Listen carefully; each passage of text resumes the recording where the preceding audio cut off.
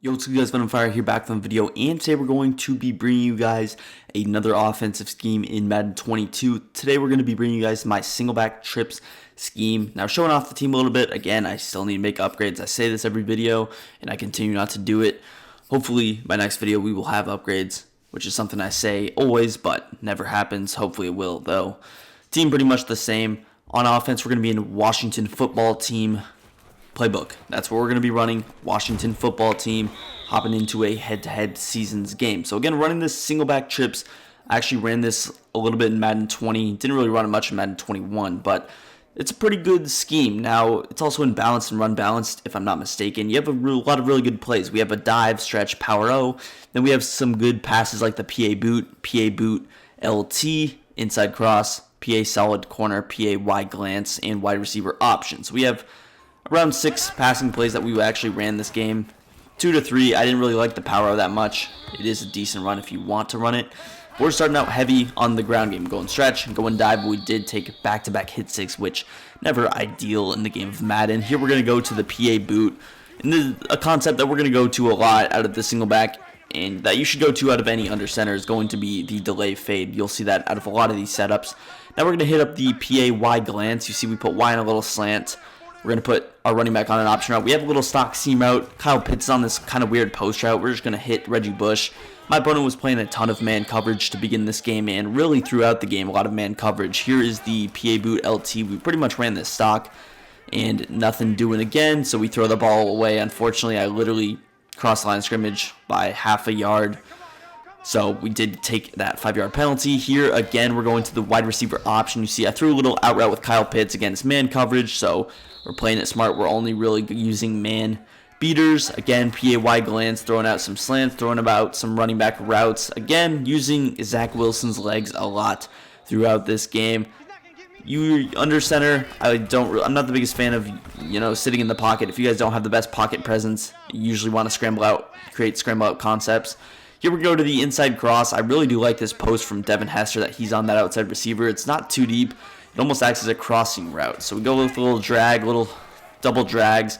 We have this deeper option with Reggie Bush that actually gets wide open, but we thankfully get enough time to develop that route, and we hit Devin Hester for the easy touchdown to go up 7-0 on our opening possession. And throughout this game, I really did play very good offense. I did not play very well defensively, which you will see in a little bit, but overall pretty good drive for us. This is a nice little off-meta scheme.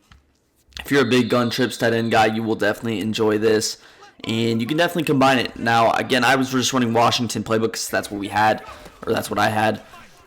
The run balance and balance, I think we'll have some even more plays that you could really go to, so if you want to see that, maybe we go to that, and it also has maybe some better under center formations to audible too.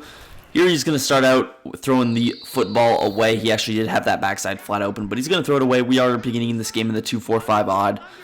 Now, I was experiencing a little bit of lag with this. I don't know. My adjustments weren't really clicking as much, so I pretty much just kind of sat in this cover 2 for a lot of the game because just me trying to audible one side to a cover 3, it took like forever, and I almost got stuck in an adjustment where I didn't have a deep zone. There you see, I really can't explain it. If you want to go back, which I do advise you to, go back and watch that play again, because look at what my cloud-fied on-shot roll did there. He completely over-pursued on the in route, and I know I missed the hit stick with on-shot roll, which I did.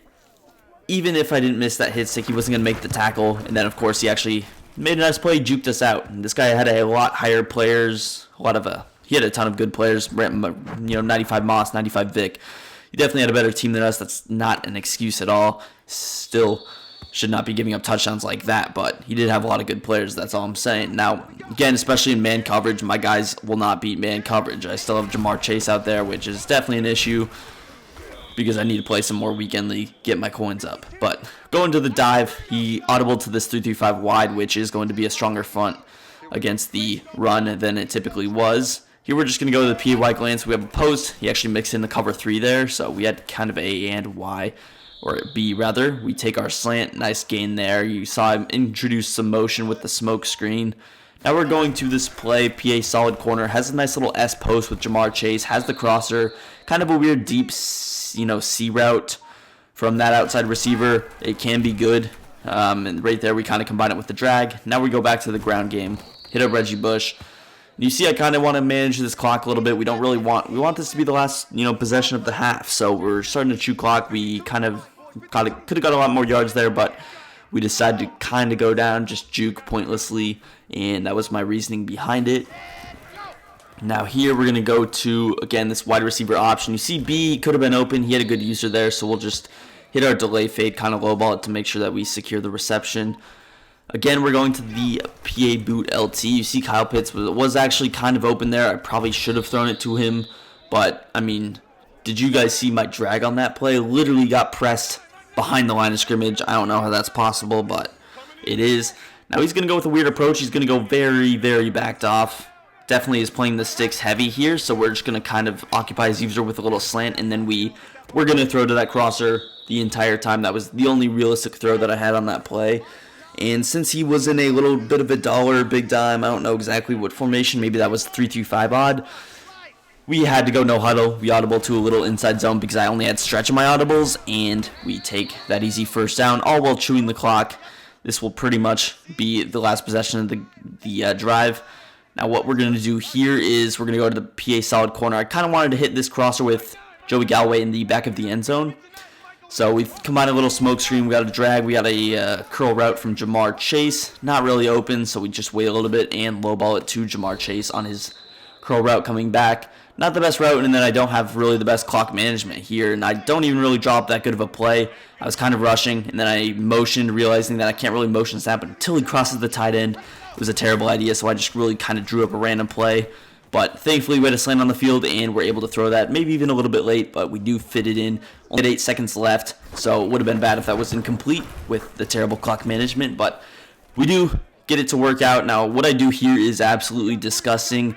I don't know what I was doing, but I just ran a cover 3 with deep halves, and it was just a terrible idea. I tried to send some pressure, but I don't know what I was doing. I don't know what I was doing with my user. I didn't even get the right player out there to use her, and you see I almost give up a touchdown, forgetting that this guy had 94, 95 speed receivers out there probably, and thankfully Trayvon Diggs makes a shoestring tackle, but I don't know why I just didn't run prevent. You couldn't ask me why I did that. I have no idea, but that was just a stupid mistake, and it really did cost me later in this game. Now, we still do have an opportunity if we can put together a stop to be in a good position, so we will see how our opponent's going to play this. We get a nice stop on the inside zone there.